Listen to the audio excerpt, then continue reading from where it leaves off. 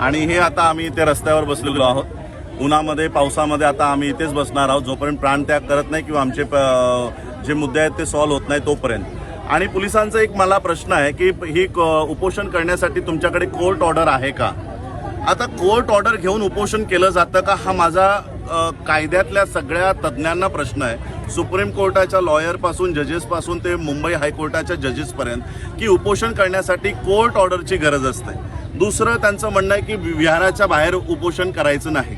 मग मनोज जरांगे जर मंदिराच्या बाहेर उपोषण करू शकता, मग आंबेडकर बुद्ध विहाराच्या बाहेर उपोषणाला का बसू शकत नाही?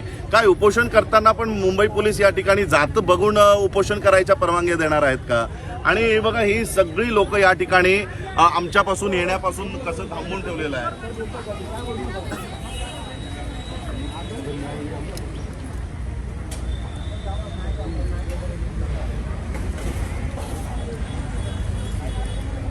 म्हणजे या ठिकाणी मुंबई पोलीसही आम्हाला आमच्या विहारात जाऊ देत नाही. हा एक खूप मोठा अत्याचार या ठिकाणी मुंबई पोलिसांचा बौद्धांवर सुरू आहे की या ठिकाणचे बौद्धही बुद्ध विहारामध्ये जाता येत नाहीत अशा पद्धतीची परिस्थिती आहे. आणि म्हणून मी वेळोवेळी तुम्हाला सगळ्यांना अपडेट देत राहीन की काय आता सुरू आहे. आता सध्या आम्ही रस्त्यावर बसून आहोत, बॅरिकेडवर बसून आहोत आणि इथेच बसून राहणार आहोत. इथून माझं गेलं तर प्रेतच जाईल आणि जे काही मला यांनी सांगितलं आम्ही